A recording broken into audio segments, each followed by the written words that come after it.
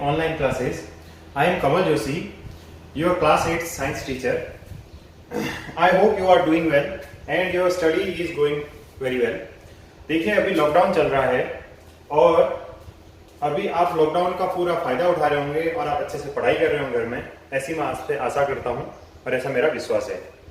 So let's come to the point.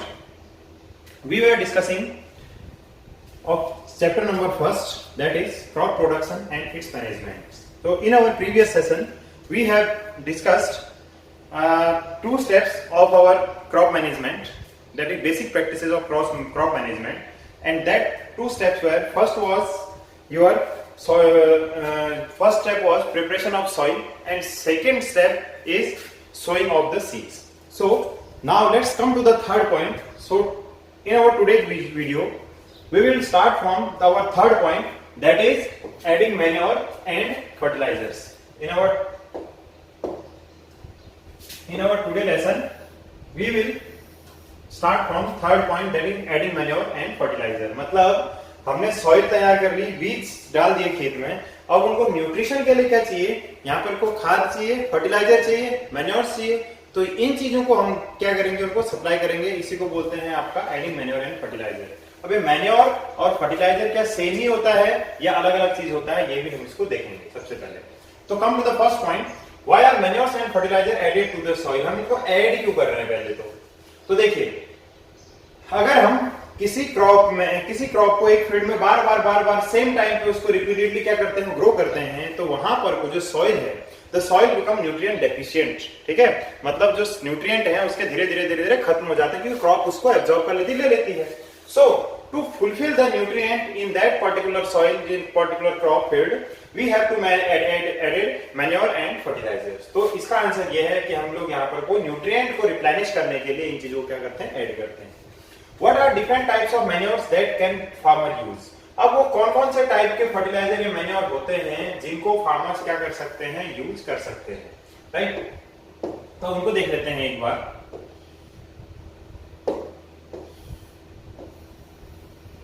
देखिए, पहला type का जो मैन्योर है, ठीक है, मैन्योर कई सारे टाइप के होते हैं. जो फर्स्ट टाइप है आपका, that is natural organic manure. Number 1 type is natural organic manure और this include raw manure, compost and green manure. अब जो नेचुरल मैन्योर होता है ऑर्गेनिक, ये आपके 3 टाइप का होता है. ए रॉ मैन्योर, मिक्सर होता है किसका, कैटल एंड डोमेस्टिक वेस्ट का, जो जानवरों का गोबर वगैरह, मतलब जो भी वेस्टेड जो उनका मटेरियल निकलता है उस सब को हम खेती में इस्तेमाल करते हैं, उसको बोलते हैं raw manure. Second one is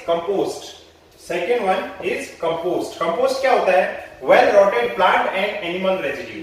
अब आपने किसी पिट या टैंक के अंदर प्लांट का जो भी रॉ मटेरियल है, पत्ती वगैरह, जड़, सूखी कोई भी मतलब वेस्ट मटेरियल, और जो कैटल्स का जो डंग वगैरह वेस्ट मटेरियल है, उनको आप किसी पिट या चैम्बर में आपने उनके लिए क्या रोटन टाइम के लिए कुछ टाइम के लिए डाल दिया. उस टाइम पे वहां क्या हुआ, उसमें सड़न पैदा हुई और उसके बाद वहां पर वो क्या है, खाद का निर्माण हो जाता है जिसे हम ह्यूमस कहते हैं यहाँ पर को. तो वो जो कंपोस्ट है उस चीज को हम क्या बोलेंगे, यहाँ पे कंपोस्ट बोलेंगे. एंड थर्ड थिंग, सी, ये हम क्या पढ़े, नेचुरल ऑर्गेनिक मैन्योर पढ़ रहे हैं. ठीक है, मैन्योर के अंदर नेचुरल चीज है. नेचुरल में तीसरा कौन सा है, ग्रीन मैन्योर. ग्रीन से आप समझ गए होंगे कि इन्वायरमेंटल इको फ्रेंडली है बिल्कुल, और ग्रीन से मतलब यहाँ पर को प्लांट प्रोडक्ट से यहाँ पर क्या ऑब्टेन हो रहा है. तो are manure are crop grown in the field as the pure crop और as an intercrop between the main crops and then buried in the field to enrich the soil. यहाँ पे क्या करते हैं हम, जो लीव्स वगैरह है प्लांट की, इनको लिया, जो सूखी पत्तियां या कोई भी पत्तियां वगैरह नीचे इकट्ठा की, उनको एक पिट चैम्बर जमीन के अंदर गड्ढा बना करके इसमें क्या कर दिया, काफी टाइम तक के लिए बरी कर दिया. 1-2 महीने तक यहाँ पे क्या होंगे, ये यहाँ पर को डिकम्पोज होंगे और इनसे जो प्रोडक्ट प्राप्त होगा इसको हम बोलेंगे ग्रीन मैन्योर, राइट? इस चीज को ध्यान में रखिएगा. तो कंपोस्ट और ग्रीन मैन्योर में डिफरेंस है. कंपोस्ट में क्या कर रहे हैं हम, कैटल के डंग वगैरह को इस्तेमाल कर रहे हैं इस पे कंपोस्ट में, बट ग्रीन मैन्योर में हम कंप्लीटली वेजिटेशन को यूज कर रहे हैं rather than that of animal product. So come to the next, that is second category है आपके manures can be various types में. जो मैन्योर की कैटेगरी है, पहले तो नेचुरल ऑर्गेनिक मैन्योर, सेकंड जो है आपका उसमें आ जाता है आपका बायो फर्टिलाइजर्स. ठीक है, उसमें जो सेकंड कैटेगरी आ जाती है आपकी, आ जाती है बायो फर्टिलाइजर. अब देखिए, बायो मैंने पहले ही बताया था आपको, बायो का मतलब लिविंग ऑर्गेनिज्म या किसी लिविंग की बात हो रही है यहाँ पर को. फर्टिलाइजर मतलब वो चीज जो सॉइल को क्या कर सकें, फर्टिलिटी बढ़ा सकें, सॉइल की न्यूट्रिएंट कैपेसिटी को इनहांस कर सकें। तो मतलब यहाँ पर वो कुछ लिविंग थिंग का इस्तेमाल कर रहे हैं हम लोग। तो लिविंग थिंग क्या होते हैं, छोटे छोटे बैक्टीरिया होते हैं, फंगस होते हैं, एल्गी होते हैं, जो क्या करते हैं हमारी क्रॉप को न्यूट्रिएंट प्रॉपर्टी को इनहांस करने में हेल्प करते हैं। So these are the nitrogen fixing organisms that are widely used in organic farming and make agriculture sustainable। ठीक है, सस्टेनेबल का मतलब होता है सतत रखना या जारी रखना। ठीक है, क्या करना, जारी रखना, कंटिन्यू रखना, टू कंटिन्यू। और these include rhizobium, this is a bacteria, azotobacter, this is also a actinomycetes kind of bacteria and fungus, and blue green algae, this is also a kind of bacteria, and mycorrhiza, this is also a fungus, a type of fungi that increase phosphorus uptake in fruit crops like papaya and citrus fruit। तो अब आपका second chapter जो आएगा अभी वो micro organisms का ही आएगा, इनको आप उसमें डिटेल में पढ़ोगे। तो अभी आप ये जान लीजिए बैक्टीरिया, फंगस और एल्गी, इन सबको हम इस्तेमाल करते हुए प्लांट की क्या करते हैं, न्यूट्रिएंट प्रॉपर्टीज को इनहांस करते हैं ताकि प्लांट की ग्रोथ क्या हो सके, अच्छी हो सके। तो इसीलिए इनको बोलते हैं बायो फर्टिलाइजर। तो इनका इस्तेमाल क्या है, नेचुरल मैन्योर की कैटेगरी में आते हैं। थर्ड जो है आपकी थर्ड थिंग, जो तीसरे टाइप का जो मैन्योर है ये है वर्मी कंपोस्ट। ठीक है, वर्मी का मतलब यहां पर को मतलब है आपके वर्म से। किससे मतलब है, वर्म्स। वर्म्स मतलब कीड़े। तो आपने अर्थवर्म देखा होगा, अर्थवर्म केंचुआ जिसको हिंदी में बोलते हैं, यानी कि किसान का, जिसको फार्मर्स फ्रेंड बोलते हैं, मतलब किसान का मित्र बोलते हैं। क्यों, क्योंकि ये क्या करता है, it is a type of compost which is made using earthworms. अब अर्थवर्म क्या करता है, इसकी एक टेंडेंसी होती है, ये रहता कहां है, सॉइल में है। ये सॉइल के अंदर गड्ढा खोद के अंदर जाता है, एक तो सॉइल की पोरोसिटी इंक्रीज करता है जिससे सॉइल में एयर पास होती है। दूसरा, सॉइल को क्या करता है, ये ईट करता है और अपने ड्रॉपलेट्स या अपने जो मतलब कास्टिंग के थ्रू सॉइल का क्या है, फर्टिलिटी बढ़ाता है। तो ठीक इसी तरीके से कंपोस्ट को क्या करता है, कंज्यूम करता है और अपने पैलेट्स और कास्टिंग के फॉर्म में इसको बहुत अच्छा गुड रिच क्वांटिटी, मतलब इसकी न्यूट्रिएंट रिच क्वांटिटी में इसको कन्वर्ट कर देता है। तो इस कंपोस्ट का बहुत ज्यादा यूज है और ये कंपोस्ट सबसे बेस्ट क्वालिटी कंपोस्ट मानी जाती है, वर्मी कंपोस्ट। तो इन तीन तरीकों से नेचुरल कंपोस्ट को फार्मर्स यूज कर सकते हैं, राइट। उसके बाद बढ़ते हैं आगे। नेक्स्ट है what are the 3 methods of replenishing the soil with nutrients. अब हमने न्यूट्रिएंट तो पढ़ लिए, जनरल में ऑर्गेनिक न्यूट्रिएंट या जो आप कह सकते हो नेचुरल न्यूट्रिएंट को हमने पढ़ा। फर्टिलाइजर की बात यहाँ पे नहीं करेंगे, फर्टिलाइजर की बात अभी आगे आएगी। फर्टिलाइजर तो कहां बनते हैं, केमिकल से फैक्ट्रीज में बनाए जाते हैं। They are useful but they are also harmful because they are not environmental friendly and they are not useful for green farming. Okay, keep this point in your mind. Let's come to the point. What are the 3 methods replenishing the soil with nutrient? Replenishing मतलब उस चीज को exchange करना, soil को दोबारा से nutrient को लौटाना, देना। मतलब आप सीधे सीधे तौर पे कह सकते हो कि सॉइल के अंदर न्यूट्रिएंट की क्वालिटी को हम कैसे बरकरार रख सकते हैं, कैसे बढ़ा सकते हैं।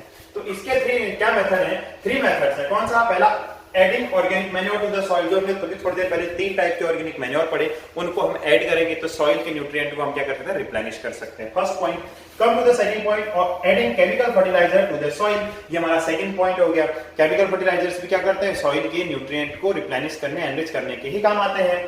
थर्ड पॉइंट हो गया लीविंग द फील्ड अनकल्टिवेटेड और fallow between the 2 crops and crop rotation. Basically ये थर्ड जो आपका पॉइंट है, this is important. Crop rotation भी क्या है, एक तरीका है। जैसे फॉर एग्जांपल के तौर पे बताता हूं, आपने सबसे पहले अपने खेत में बाजरा उगाया। क्या उगाया, बरसात का टाइम आ रहा है, आपने क्या उगाया, बाजरा उगाया। ठीक, अब बाजरा कब काटोगे आप, हो सकता है आप क्या बोलते हैं दिवाली के आसपास यहाँ पे बाजरा काट लिया आपने। उसके बाद आपने क्या किया, कुछ सीजन, कुछ टाइम पीरियड के लिए फील्ड को खाली छोड़ दिया, इसमें कुछ भी ग्रो नहीं कराया। उसके बाद जब नेक्स्ट सीजन आया तब आपने क्या इसमें कल्टीवेट किया, इसमें कल्टीवेट किया व्हीट, गेहूं कल्टीवेट किया। तो इस सर्टेन टाइम पीरियड के लिए क्या हुआ, आपके न्यूट्रिएंट को ज्यादा एब्जॉर्ब नहीं होने का टाइम मिला, मतलब न्यूट्रिएंट ज्यादा एब्जॉर्ब नहीं हुए, तो जिसकी वजह से क्या हुआ, यहाँ पर को फील्ड में न्यूट्रिएंट क्वालिटी रिटेन रहने की संभावना ज्यादा है। ठीक है, और दूसरा क्रॉप रोटेशन से क्या हुआ कि जो न्यूट्रिएंट बाजरे को चाहिए, हो सकता है वो न्यूट्रिएंट व्हीट को नहीं चाहिए यहाँ पर को। तो जो न्यूट्रिएंट यहाँ पे कंटिन्यूस बाजरा ग्रो करने से आपका क्या हो सकते थे, डिक्रीज हो सकते थे, और वो क्या हो जाएंगे, रिप्लेनिशमेंट में हेल्प होगी उनकी, और वो यहाँ पर को एज इट इज रिटेन रह सकते हैं। तो ये है क्रॉप रोटेशन का फायदा। अब मतलब क्रॉप रोटेशन का सिंपल फंडा है 1 2 3, एक क्रॉप 2 क्रॉप को आप बारी बारी से क्या कर सकते हो, साइक्लिक फॉर्मेट में यहाँ पर को लगा सकते हैं। चलिए नेक्स्ट बढ़ते हैं आगे। नेक्स्ट पॉइंट है difference between manures and fertiliser. अब हम थोड़ी देर पहले जिसकी बात कर रहे थे, एक तो मैंने आपको उसी टाइम बता दिया था कि मैन्योर्स जो होते हैं हमारे क्या होते हैं, नेचुरल, ये हम अपने घर पे तैयार कर सकते हैं, नेचुरल, ये हमें नेचर ने दिए हैं, इनमें किसी भी केमिकल का इस्तेमाल नहीं कर रहे हैं हम। जबकि फर्टिलाइजर क्या है, ये आर्टिफिशियल या इंडस्ट्रियल बोल सकते हो आप इसको, ये मैन मेड है, ठीक है। पहली चीज तो ये डिफरेंस हो गया। अब क्या क्या इनमें डिफरेंस होता है देखते हैं। Fertiliser is man made organic salt, ठीक है, ये कहां बनाए जाते हैं, ये मेड फ्रॉम केमिकल्स, और ये कहां बनाए जाते हैं, फैक्ट्रीज में बनाए जाते हैं। कहां बनाए जाते हैं, फैक्ट्रीज में बनाए जाते हैं। दूसरा मैन्योर क्या होता है, natural substance obtained by the decomposition of cattle dung and plant residue, ठीक हो गया पहला point. Second, fertiliser prepare in factories, और ये कहां बनाए जाते हैं, provide, manure provide a lot to the humus to the soil, ठीक है। ये क्या करते हैं, ये नेचुरली प्रिपेयर किए जाते हैं, और ये प्लांट को क्या प्रोवाइड करते हैं, ह्यूमस प्रोवाइड करते हैं। Next thing, fertiliser does not provide any humus to the soil, fertiliser कोई ह्यूमस वगैरह प्रोवाइड नहीं करते हैं, डायरेक्ट न्यूट्रिएंट को क्या है, प्लांट को, सॉइल को देते हैं। और manure provide lot of humus to the soil. Next point, fertiliser are very rich in plant nutrient like nitrogen, phosphorus and potassium etcetera, ठीक है। और भी कई सारे न्यूट्रिएंट होते हैं, इनसे क्या होता है, एनरिच होते हैं। मतलब आप ये मान लीजिए कि जैसे आप बीमार होते हैं, डायरेक्ट टैबलेट लेते हैं ना कोई भी बीमारी वगैरह की, तो वही चीज ये है पूरा का पूरा। तो वो क्या है, केमिकल बेस्ड ट्रीटमेंट होता है, सीधे बिल्कुल जिस चीज के लिए डायरेक्ट उसी चीज का आपको इसको इलाज दिया जाता है। और आप इसको मान सकते हो आयुर्वेदिक दवाई की तरह कि आपको जैसे क्या है, कोई काढ़ा वगैरह देते हैं पूरा का पूरा, लेकिन इसका यूज क्या है, इससे आपका जो बीमारी वगैरह से लड़ने की क्षमता है काफी देर तक टिकी रहेगी, और इससे आपके शरीर को नुकसान नहीं होने वाला। लेकिन ये शरीर को दूसरा चीज का नुकसान भी कर सकता है, लेकिन एक बीमारी से लड़ने में हेल्प कर रहा है तो दूसरी बीमारी के लिए भी क्या कारण बन सकता है। तो ठीक यही हाल है फर्टिलाइजर और मैन्योर का। तो मैन्योर में देखिए, manure is relatively less rich in plant nutrient, हालांकि थोड़ा सा कम रिच होते हैं, लेकिन ज्यादा इको फ्रेंडली होते हैं और मिट्टी को कोई नुकसान नहीं पहुंचाते। I hope you got this point. Next चलते हैं आगे आपके एग्जाम्पल ऑफ फर्टिलाइजर्स। अब फर्टिलाइजर्स के कुछ एग्जाम्पल यहाँ पे आपको बताते हैं। देखिए, पहला एग्जाम्पल है यूरिया, ठीक है। आज के डेट में मार्केट में नीम कोटेड यूरिया भी आ रहा है। क्या आ रहा है, नीम कोटेड यूरिया। ऐसा क्यों किया जा रहा है, ताकि इसकी ब्लैक मार्केटिंग को रोका जा सके, ठीक है। और दूसरा, नीम की प्रॉपर्टी क्या होती है, एंटीबैक्टीरियल प्रॉपर्टी होती है, ताकि इसको इको फ्रेंडली भी बनाया जा सके, ये इसका यूज है, ठीक है। दूसरा है अमोनियम फॉस्फेट, यानी कि आपका अमोनियम फॉस्फेट भी क्या है, एक फर्टिलाइजर है। उसके बाद दूसरा है सुपर फॉस्फेट, फिर है पोटास, और फिर है एनपीके फर्टिलाइजर। एनपीके की फुल फॉर्म क्या होती है, नाइट्रोजन, फास्फोरस और पोटेशियम, याद रखना। ये कुछ एग्जांपल्स हैं आपके फर्टिलाइजर्स के।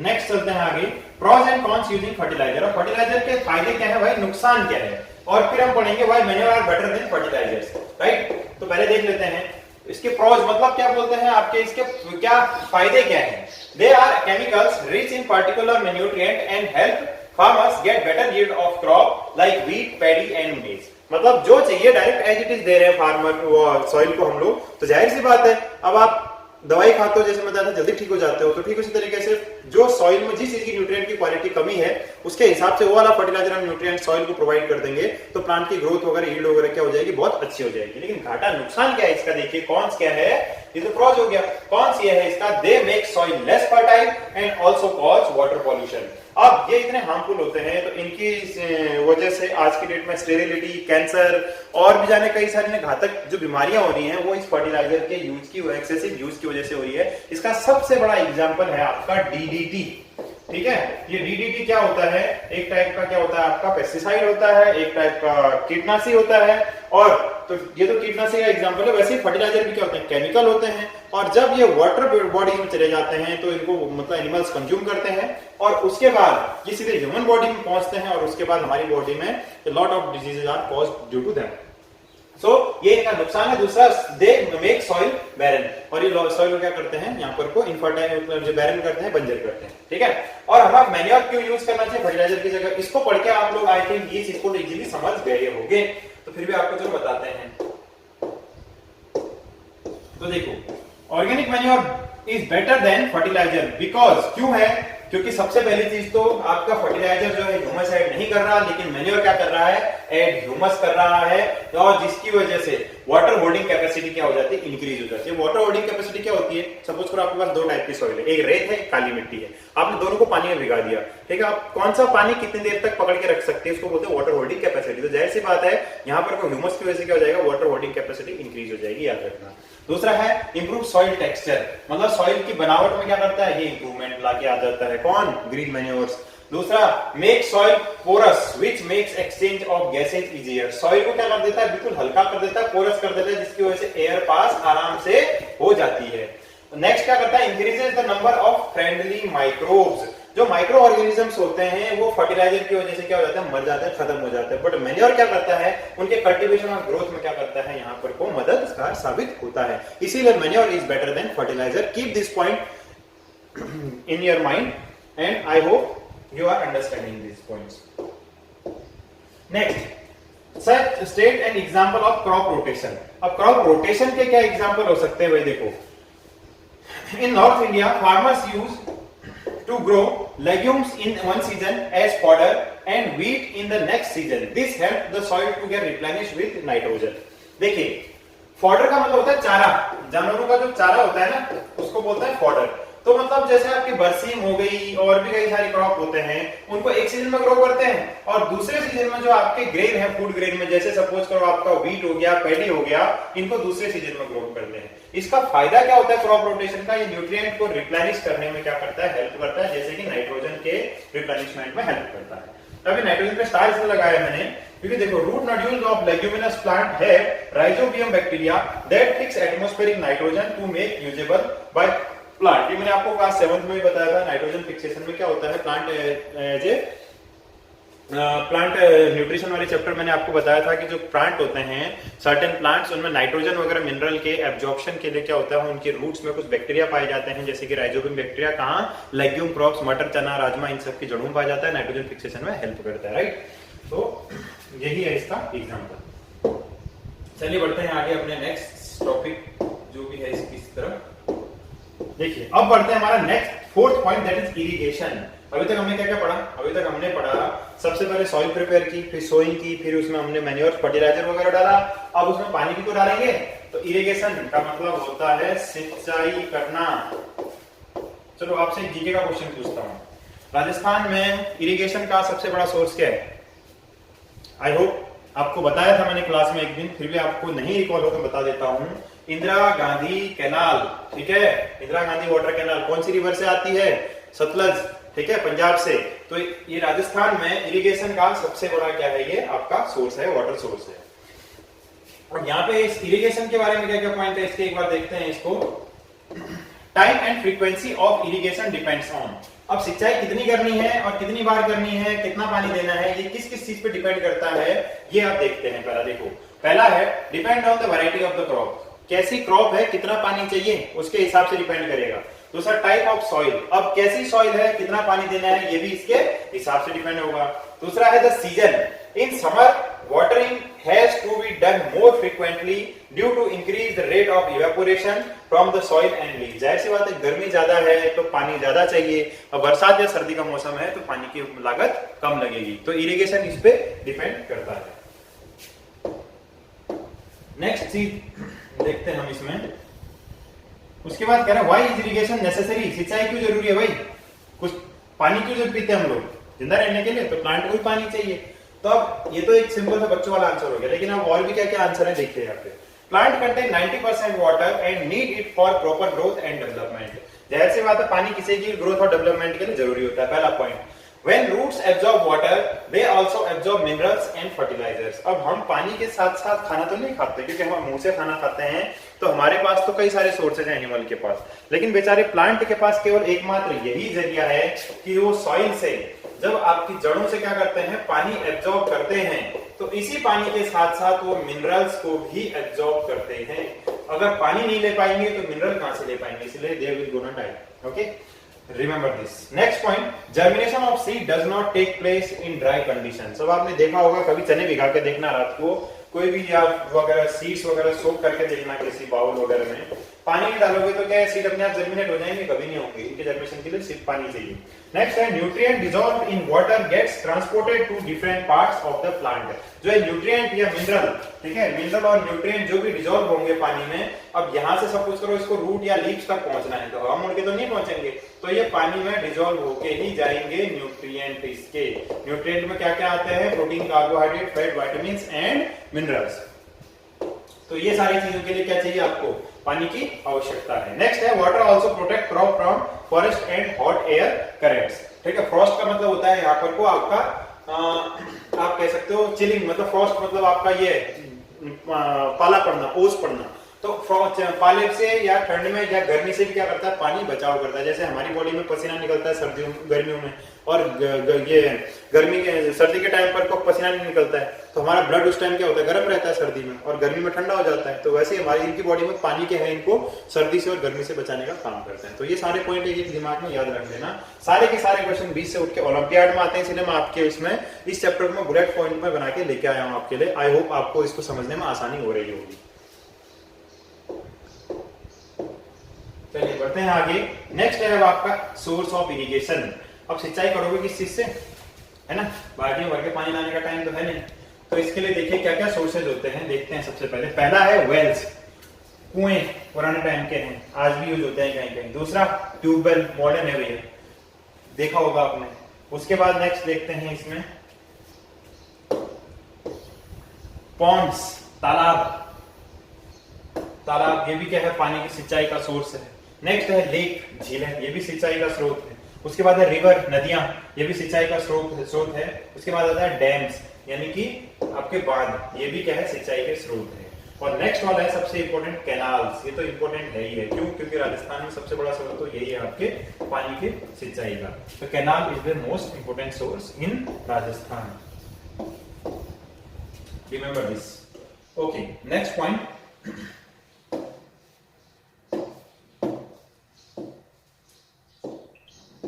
ट्रेडिशनल मेथड ऑफ इरिगेशन, ये इंपॉर्टेंट है भाई आपका, ये आपकी बुक का है पूरा। ट्रेडिशनल मेथड्स ऑफ इरिगेशन, सिंचाई के परंपरागत स्रोत क्या है जो पुराने टाइम से यूज होते आ रहे हैं, तो उनको देखते हैं सबसे पहले। तो पहला स्रोत है, देखिए, one that use cattle and human labour, they are cheaper but less efficient, these include. मतलब इनमें क्या चाहिए, इंसानी मेहनत ज्यादा चाहिए, सस्ते हैं, बट दीज आर लेबोरियस, इन पे मतलब हार्ड वर्क ज्यादा चाहिए, और एफिशिएंट भी उतने नहीं है, कम टाइम में मतलब ज्यादा वर्क नहीं हो पाता इनसे। So these are the traditional method. तो इसमें क्या क्या है, इसमें है आपके सबसे पहला है मोट या पुली सिस्टम, इसमें क्या है, इनसे पानी खींचो फिर भरो इसमें। दूसरा है चेन पंप, मतलब इसमें पंप से क्या है वो, मतलब चेन लगा करके पूरा इसको पुली को। ढेकली में क्या है, इस बोट शेप, इसमें आदमी मतलब पुराना इसमें ये पानी खींचता था। उसके बाद राहट या लेबर सिस्टम, आप इसमें क्या कर सकते थे, इसमें ऑक्स का सहारा भी लिया जा सकता था। इसका ऑक्स का सहारा यानी कि बैलों का सहारा लेके इसको क्या है घुमाते रहते थे, और ये घूमता जाता था और ये पानी इधर भरता जाता था। तो these are the traditional system, right. ये मतलब परंपरागत स्रोत थे पुराने traditional system. Modern method of irrigation में क्या है, देखो, मॉडर्न मेथड जो यूज किए जाते हैं, क्यों की लाए गए, वो सबसे पहले टाइम को सेव करने के लिए, वाटर को सेव करने के लिए, और तीसरी चीज लेबर को भी सेव करने के लिए, जिससे क्या हो जाएगा, आपका जो जॉब है वो थोड़ा सा इजी हो जाएगा। तो इसमें क्या है, पहला सिस्टम है स्प्रिंकलर इरिगेशन, मतलब झरना सिस्टम, या आपने देखे भी होंगे कहीं गार्डन वगैरह में। तो देखिए इसमें क्या हो रहा है, ये स्प्रिंकलर लगे हुए, झरने लगे हुए, छोटे छोटे फव्वारे टाइप के, और इनसे अच्छी खासी सिंचाई हो जाती है। Best places for land uneven, ये जहां पर कोई लैंड आपकी जमीन जो है अनइवन है, मतलब जमीन एक समान नहीं है, वहां के लिए बहुत यूजफुल होते हैं। और sufficient water is not available, और जहां पर को बहुत ज्यादा पानी अवेलेबल नहीं है सिंचाई के लिए, वहां पर को स्प्रिंकलर इरिगेशन सबसे बेस्ट तरीका होता है। नेक्स्ट है उसके बाद और इसके लिए वाटर कब किया जाता है, लॉन वगैरह में, और कॉफी प्लांटेशन के लिए। याद रखिए, कॉफी प्लांटेशन में वाटर किससे किया जाता है, आपके स्प्रिंकलर इरिगेशन से।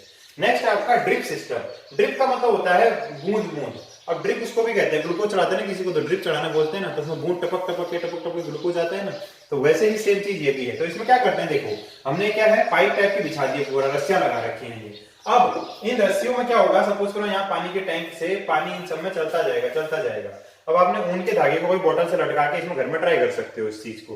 लाइक आपने क्या किया, बोतल में पानी लिया और उसके बाद यहाँ पे ऊन का धागा लटका दिया और इनमें से टपक टपक के दिन भर पानी निकलता रहेगा धीरे धीरे धीरे धीरे। अब ये बहुत एफिशिएंट टेक्निक होती है, प्लांट को इससे सफिशिएंट अमाउंट में जितना वाटर चाहिए उतना उनको मिल जाता है और ये इरिगेशन की बहुत अच्छी टेक्निक होती है। तो ये बेस्ट किसके लिए होता है? Availability of water is poor, जहां पानी बहुत कम है, सूखे की कंडीशन है वहां, और ये वाटरिंग के लिए कहां यूज किया जाता है? फ्रूट्स प्लांट में, गार्डन्स में और ट्रीज में इसको यूज किया जाता है। नेक्स्ट जो आपका how does over irrigating harmful for crop production. अब भैया पानी जितना जरूरी है उतना ही ज्यादा अगर दे दिया वो भी खतरनाक है ना। अगर आपको खाना खिलाया जाए और तो अच्छा है, अगर ज्यादा खाना ठूस ठूस के खा लिया तो क्या होगा? बहुत ज्यादा ही प्रॉब्लम हो सकती है ना। तो वही है, ओवर इरिगेशन भी क्या है? नुकसानदायक है। कैसे है इसको भी एक बार देखते हैं। अगर हम ज्यादा पानी दे देंगे तो क्रॉप को डैमेज कर सकता है और इससे वाटर लॉग फील्ड बन सकते हैं, मतलब खेतों में पानी भर सकता है, इससे जलमग्न की स्थिति हो सकती है। तो कैसे क्या क्या नुकसान होता है? Seed do not germinate properly as they do not get sufficient air to respire. अब आप पूरा खेत पानी से भर दिया लबालब आपने, तो ये सीड बेचारे को ऑक्सीजन ही नहीं मिलेगी तो ये जर्मिनेट कहां से करेगा? पहली चीज तो। दूसरा, root do not grow properly due to lack of proper soil aeration. अब मिट्टी में हवा वगैरह नहीं जाएगी तो यहाँ पर वो रूट नीचे कैसे जा पाएंगे? रूट की ग्रोथ भी क्या हो जाएगी? हैम्पर हो जाएगी। थर्ड है, water evaporates more which leads to accumulation of salt which in turn damage soil fertility. अब पानी बहुत ज्यादा जल्दी भाप बन के उड़ने लगेगा प्लांट का, तो प्लांट में क्या हो जाएगा? सॉल्ट या नमक इकट्ठा होने लग जाएगा जो प्लांट के सेल्स को डैमेज कर देगा। नेक्स्ट चीज है, root do not go deeper in soil and hence plant are not able to get full nutrients from the soil. Root are unable to anchor the plants properly and the crop can easily get damaged by strong winds. अब जड़ें गहरी होती हैं plant की, कभी देखा होगा आपने, अच्छे खासे प्लांट को ग्रोथ करने में हेल्प करती है। अब जड़ें बिल्कुल गहरी नहीं जाएंगी तो हवा चलेगी तो प्लांट को क्या करेगी? ब्लो ऑफ करके ले जाएगी और प्लांट की ग्रोथ भी क्या हो जाएगी? स्टॉप हो जाएगी। तो ये है एक्सेस इरिगेशन या ओवर इरिगेशन के drawbacks.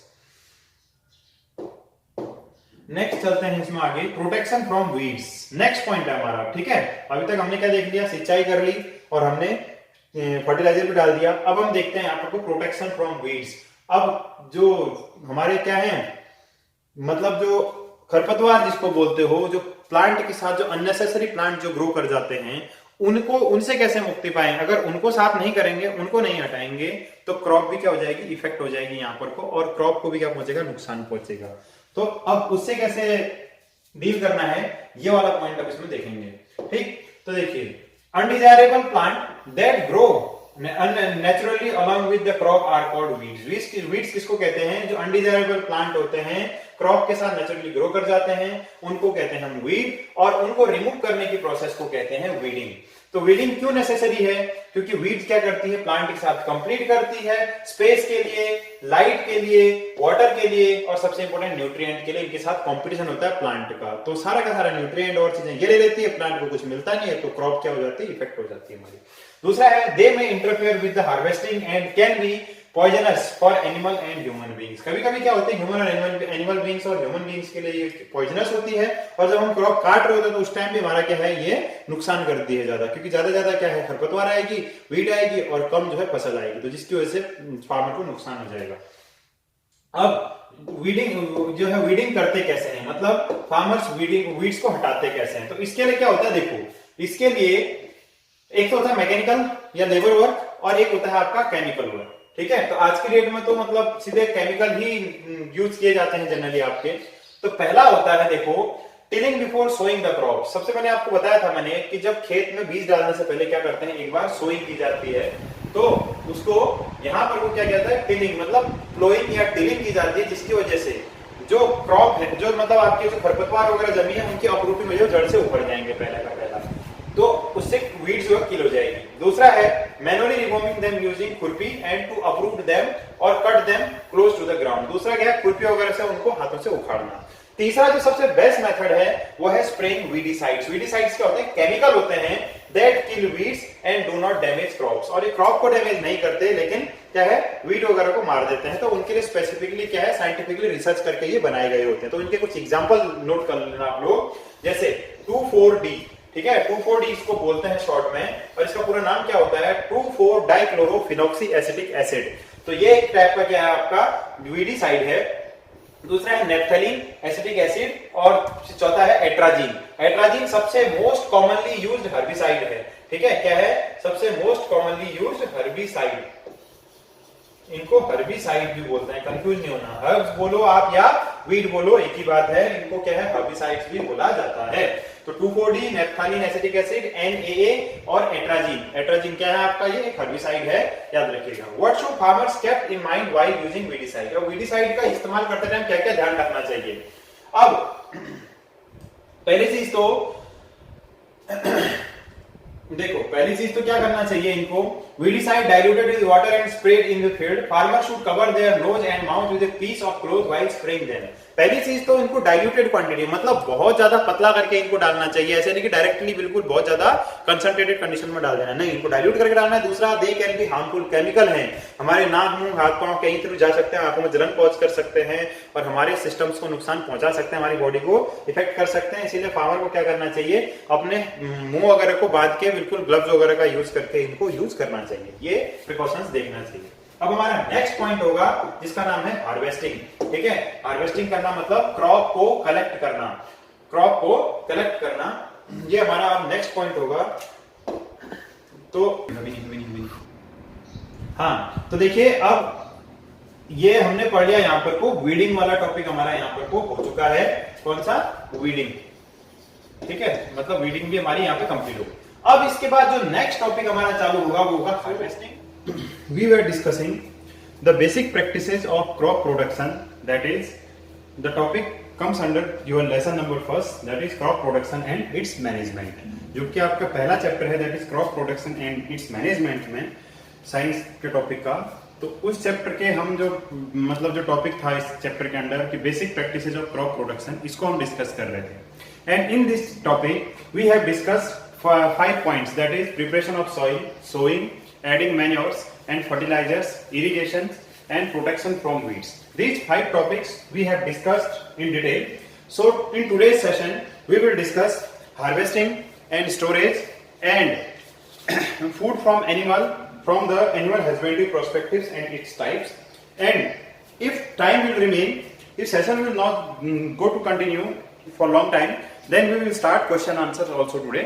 So keep watching and pay attention. I hope you will enjoy this session. Okay, so let's come to the 6th point, that is harvesting.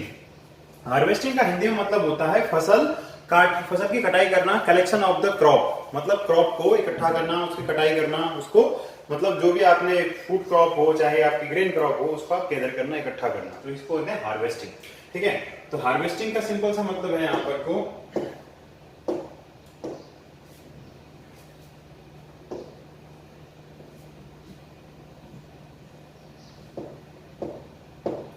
देखिए,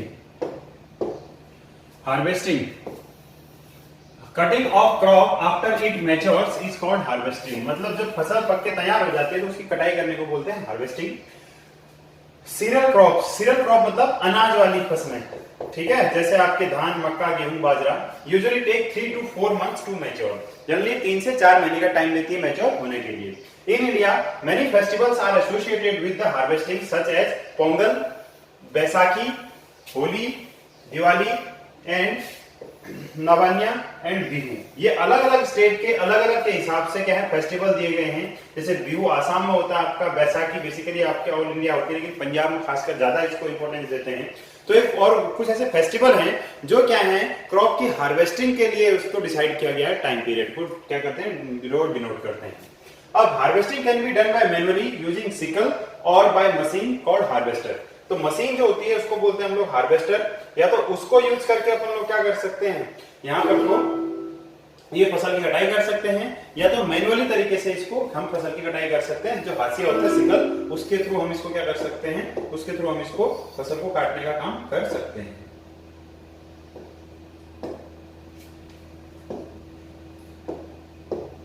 उसके थ्रू हम फसल को काटने का काम यहाँ पे कर सकते हैं। ठीक है, तो चलिए आपको दिखाते हैं हम कि जो ये टूल्स हैं हम इसको कैसे यूज करते हैं। तो देखिए, ये है हार्वेस्टिंग, मैनुअली हार्वेस्टिंग कर रहे हैं, यहाँ पर क्या कर रहे हैं, मैनुअली हार्वेस्टिंग कर रहे हैं। ये देखिए, ये सिकल से हार्वेस्टिंग की जा रही है यहाँ पर को, तो ये है हार्वेस्टिंग, फसल कटाई करना। और इसी के आगे कुछ और स्टेप्स होते हैं, जैसे थ्रेशिंग। थ्रेशिंग का मतलब होता है, इनसे क्या है, सीड ग्रेन को अलग करना। आपने देखा होगा खेत में मशीन यूज होती है जिसको बोलते हैं थ्रेशर, ठीक है। क्या होती है? थ्रेशर। थ्रेशर मशीन क्या काम करती है, खेत से में जो सीड्स वगैरह होते हैं, हस्क, जो सीड से हस्क को अलग करने की प्रोसेस जो होती है उसको बोलते हैं आपका थ्रेशिंग की प्रोसेस। तो ये थ्रेशिंग की प्रोसेस जो होती है, मतलब सीड, वो भूसे से सीड ग्रेन को अलग करना, इसको बोलते हैं आपका थ्रेशिंग प्रोसेस। इस प्रोसेस में क्या किया जाता है, मशीन भी यूज की जाती है और मैनुअली थ्रेशिंग ऐसे करते हैं। उसके बाद एक प्रोसेस और आती है जिसको आप बोलते हो winnowing. This is most important, ठीक है। ये आपसे कभी कभार पूछा भी जाता है। तो देखिए विनोइंग क्या होता है। विनोइंग भी यही होता है कि आपका हस्क या जो आपके कूड़े कचरे को उसके आपके सीड अनाज से अलग करने की प्रोसेस को कहते हैं आप लोग विनोइंग। तो ये कुछ टर्म्स हैं जो आपके हार्वेस्टिंग से रिलेटेड है। तो देखिए, आफ्टर हार्वेस्टिंग, कटाई करने के बाद, separating chaff from the grain can be done through threshing and winnowing. मतलब चैफ मतलब भूसा, ठीक है। चैफ का मतलब भूसा।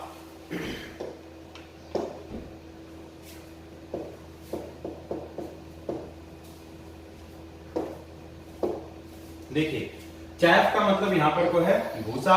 इसको क्या बोलते हैं, आपके ग्रेन से अलग करने की जो प्रोसेस है वो कैसे की जाती है, थ्रेशिंग के थ्रू, यानी इसको पीट के या उसको ग्रेन मतलब सीड से अलग करके, और या भूसे को हवा से छटाई करके अलग करके, तो इसको बोलते हैं विनोइंग, ठीक है। Threshing is separating chaff from grain by beating the crop against a stone or wooden bar. In this process, grain fall from the stalk due to force. मतलब यहाँ पर को फोर्स के थ्रू क्या किया जाता है, जो अनाज के स्टॉक से यानी कि जो भूसे की डंडियों से क्या किया जाता है, ग्रेन को अलग किया जाता है यहाँ पर को थ्रू मैनुअली और थ्रू मशीन। तो ये प्रोसेस तो हो गई आपकी थ्रेशिंग की, ठीक है। दूसरी होती है विनोइंग। थ्रेशिंग के बाद क्या जाता है, विनोइंग आता है। इसको हिंदी में बोलते हैं फटका लगाना। मतलब इसमें क्या किया जाता है, separate the husk from the seeds by blowing air through it. मतलब हवा के थ्रू आपके सीड से जो है हस्क को यानी भूसे को अलग किया जाता है। और जो हस्क होता है वो लाइटर कलर, लाइट डेंसिटी का होता है, मतलब उनकी उसका जो डेंसिटी होती है, उसका जो वेट होता है कम होता है। और जो सीड्स होते हैं वो हैवी होते हैं। तो लाइट होने के कारण जो हस्क होता है हवा में उड़ जाता है और सीड्स जो है नीचे गिर जाते हैं, ठीक है। ये कैसे करते हैं ये मैंने आपको ऊपर दिखाया था उसमें। तो ये देखिए, ये है आपकी विनोइंग की प्रोसेस, ठीक है। इसमें हो क्या रहा है कि जैसे हम इसको सीड्स को गिराते हैं तो सीड तो भारी होते हैं, नीचे गिर जाते हैं, और हवा की मदद से जो आपका हस्क होता है ये उड़ के निकल जाता है। इसको कहते हैं विनोइंग आपका, राइट। तो ये प्रोसेस है दोनों के दोनों।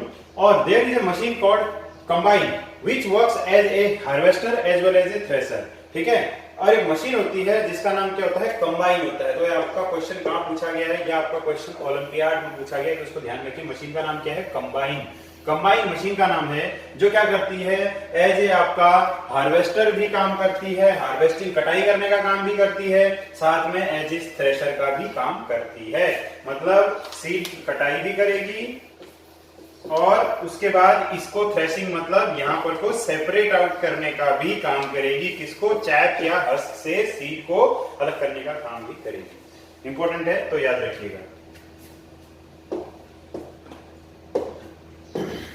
चलिए नेक्स्ट बढ़ते हैं, आपका last point that is storage. अब सब कुछ कर लिया, फसल कट के तैयार है, फसल का सब कुछ आपने स्टोर मतलब पूरा का पूरा इसको हार्वेस्ट कर लिया, थ्रेश कर लिया, साफ सफाई करके सुखा लिया पूरा। सबसे मोस्ट इंपोर्टेंट मैंने स्टार्टिंग में बताया था स्टोरेज। अगर ये सही से नहीं किया तो पूरी फसल बर्बाद हो जाएगी। तो कैसे, देखिए, how are grains protected from pests, bacteria and fungi. किससे बचाना है, पेस्ट से, मतलब कीट पतंगों से, बैक्टीरिया छोटे छोटे माइक्रो ऑर्गेनिज्म से बचाना है, माइक्रो ऑर्गेनिज्म से बचाना है। और उसके बाद फंजाई, ठीक है। ये भी क्या होते हैं, बहुत ज्यादा हार्मफुल होते हैं। नमी की वजह से फंगस बहुत जल्दी लग जाती है क्रॉप पे, और आप जानते हो क्या होते हैं, पॉइजनस होते हैं। क्या होते हैं, पॉइजनस होते हैं। अगर पॉइजनस सीड्स को इंगल्फ कर लिया तो इन पे क्या होते हैं, खूब सारे टॉक्सिन्स होते हैं और ये इंसान की जान भी ले सकते हैं। इसलिए फंगस लगी क्रॉप को भी हमें क्या करना पड़ता है, डिस्कार्ड करना पड़ता है। तो इससे भी हमें प्रोटेक्ट करना पड़ता है इस चीज को। तो कह रहा है, देखिए, ग्रेन और seeds are dried in the sun due to reduce their moisture. जानते हो क्या बोलते हैं, माइक्रो ऑर्गेनिजम्स को ग्रो करने के लिए सबसे इंपॉर्टेंट क्या चीज होता है, नमी, मॉइस्चर। हमारी जो स्किन पे ज्यादा पसीना गीला रहता है या चिपचिपा जहां पे रहता है, वहां पर को फंगस और बैक्टीरिया वगैरह ग्रो करने लगता है, इन्फेक्शन हो जाता है ना। तो वही चीज इनके साथ भी है। सीड अगर गीले होंगे तो यहाँ पर को फंगस और बैक्टीरिया ग्रो करने के चांसेस ज्यादा होंगे। इस चीज के मद्देनजर इस चीज को ध्यान में रखते हुए हम लोग क्या करते हैं कि इसको सनलाइट में ड्राई किया जाता है, जिसकी वजह से इसका मॉइस्चर खत्म कर देते हैं ताकि इनकी ग्रोथ ही ना हो पाए। दूसरा, at small scale grains are stored in jute bags और मेटालिक बीन्स। आपने देखा होगा कि बड़े बड़े ड्रम टाइप के होते हैं, केन्स होते हैं, उसमें रखते हैं, या बड़े बड़े जूट की जो बोरियां होती हैं गोदाम में, आपने देखा होगा गेहूं के गोदाम में जूट की बोरियों में इसको स्टोर किया जाता है। At large scale they are kept in silos and granaries. जहां पर को अन्न को रखते हैं, अन्न भंडार को क्या बोला जाता है? ग्रेनरीज बोला जाता है, याद रखना। ग्रेनरीज मतलब अन्न,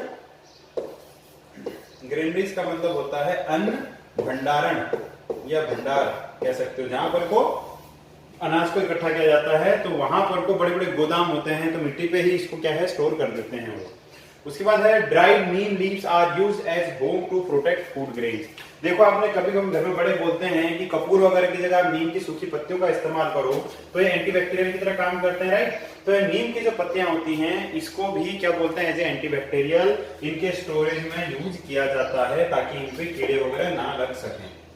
तो ये थे कुछ स्टोरेज के इसके तरीके।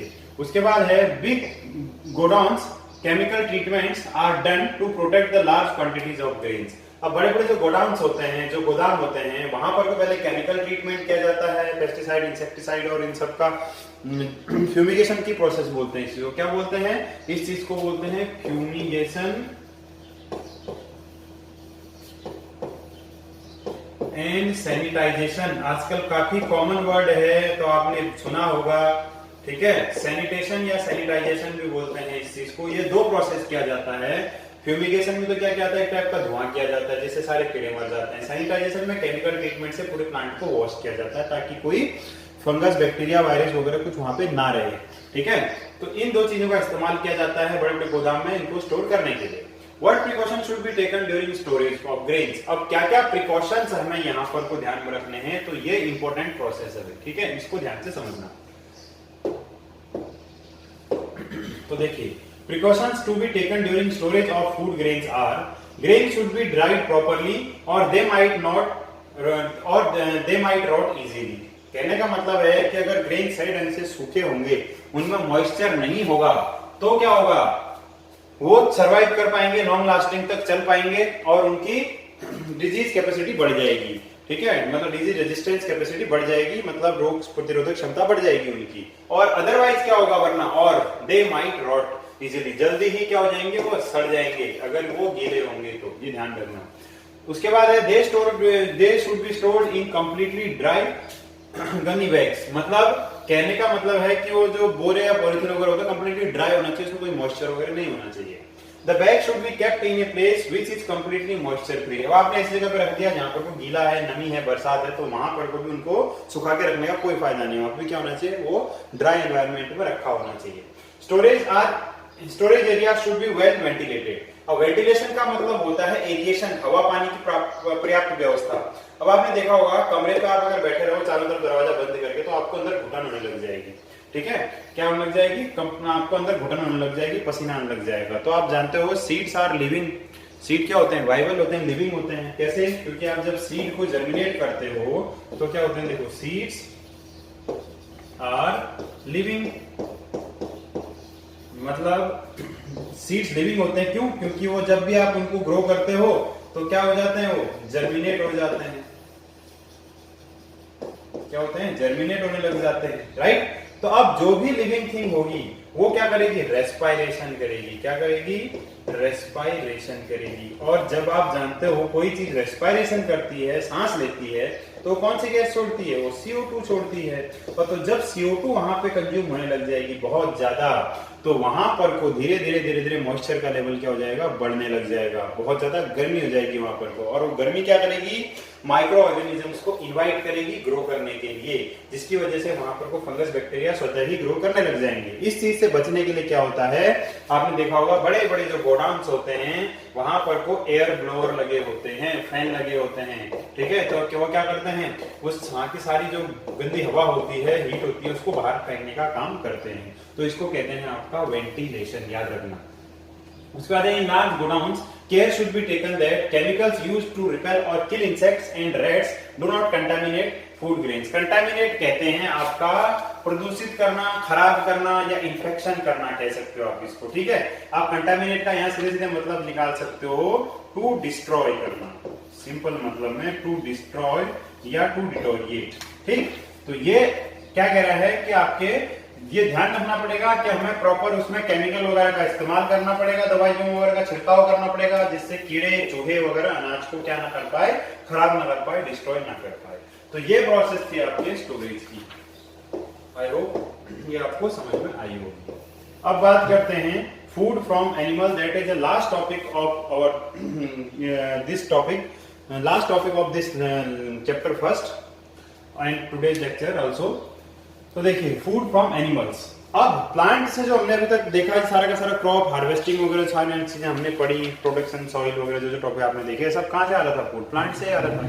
अब इसमें कुछ शॉर्ट एक टॉपिक लास्ट दिया है आपकी बुक में, that is food from animal, और ये टॉपिक रिलेट करता है आपके एनिमल हस्बेंड्री से। अभी एनिमल हस्बेंड्री क्या होती है थोड़ा इस चीज को जान लेते हैं, ठीक है।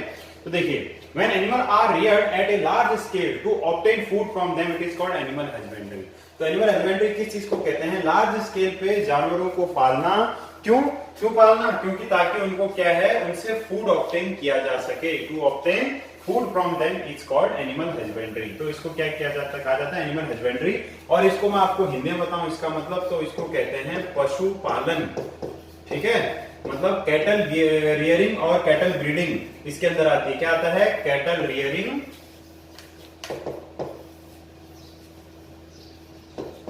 कैटल रियरिंग एंड ब्रीडिंग, ये इसके अंदर आता है। तो इसको कहते हैं पशुपालन शुद्ध हिंदी में। तो ध्यान रखिएगा, कैटल तो आप समझिए कि जानवर जो गाय भैंस कुत्ते बिल्ली ये सब क्या है, आपके कैटल्स हैं, ठीक है।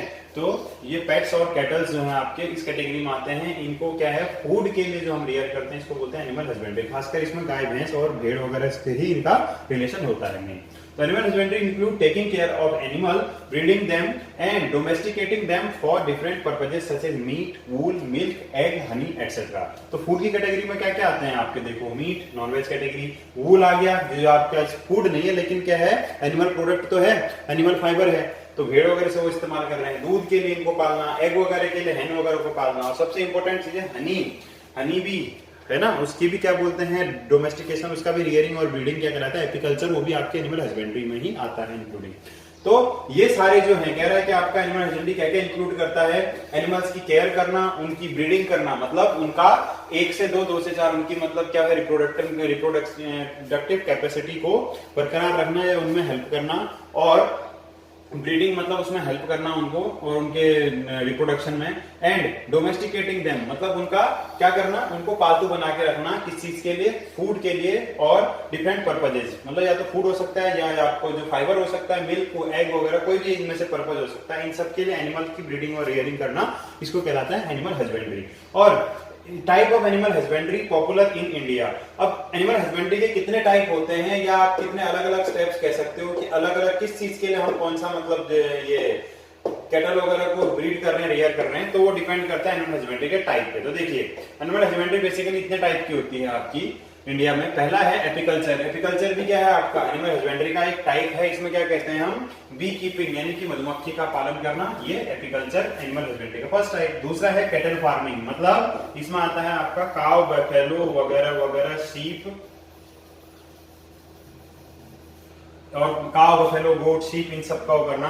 उसके बाद है आपका डेयरी फार्मिंग। डेयरी फार्मिंग में मतलब आपका गाय भैंस का दूध वगैरह उससे पूरा का पूरा बिजनेस करना। उसके बाद है फिश फार्मिंग और एक्वाकल्चर, ठीक है। इसको ब्लू रेवोल्यूशन भी कहते हैं। अगर आपने रेवोल्यूशन के बारे में पढ़ा हो, थोड़ा देखा हो, तो आपके उसमें आता है, देखो इसको बोलते हैं ब्लू रेवोल्यूशन, इसको बोलते हैं ब्लू रेवोल्यूशन। किसको, मछली पालन को। एक आता है आपका ग्रीन रेवोल्यूशन,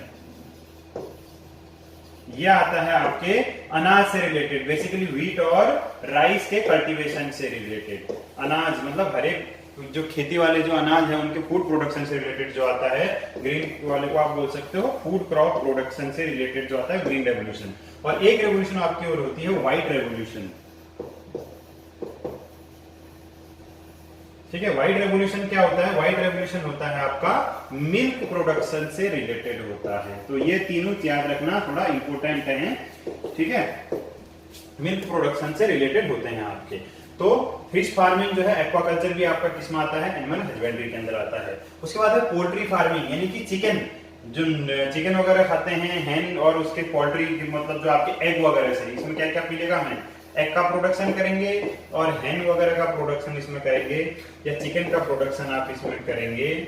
तो ये आपके आता है किसके अंदर, पोल्ट्री फार्मिंग के अंदर, ये भी एनिमल हस्बेंड्री का टाइप है। उसके बाद आता है शीप फार्मिंग, क्यों भैया, शीप से वूल मिलता है, मीट मिलता है, तो ये चीजों के लिए भी क्या करेंगे, एनिमल हस्बेंड्री को इसमें इंक्लूड करेंगे, इसको भी एनिमल हस्बेंड्री में इंक्लूड करेंगे, किसको, शीप फार्मिंग वाले को। तो इस तरीके से हमने देखा कि हमारा जो टॉपिक था पूरा का पूरा, food from, that is topic का जो आपका नाम था crop production and it's management. तो ये जो टॉपिक था इतनी चीजों को आपका कवर करता है कि basic practices of crop production और फूड फ्रॉम एनिमल। तो ये दो टॉपिक हमने इसमें अच्छे से पूरे डिस्कस किए, पूरा अलग 3 वीडियो सेशन में हमने इसको कवर किया। तो आई होप आपको ये पूरा सेशन समझ में आया होगा, ठीक है। अब इसके बाद क्वेश्चन एंड आंसर का सेशन चालू करते हैं, तब तक आप इसको अच्छे से रिवाइज कीजिए और साथ में आप जो भी डाउट हो आप उसको पूछ सकते हैं। अब इसके बाद मैं एक्सरसाइज वाला सेशन स्टार्ट करूंगा और आप तब तक उम्मीद करता हूँ घर पे अच्छे से समय का पालन करते हुए पढ़ाई कर रहे होंगे, खूब स्वस्थ रहिए और मस्त रहिए और थैंक यू।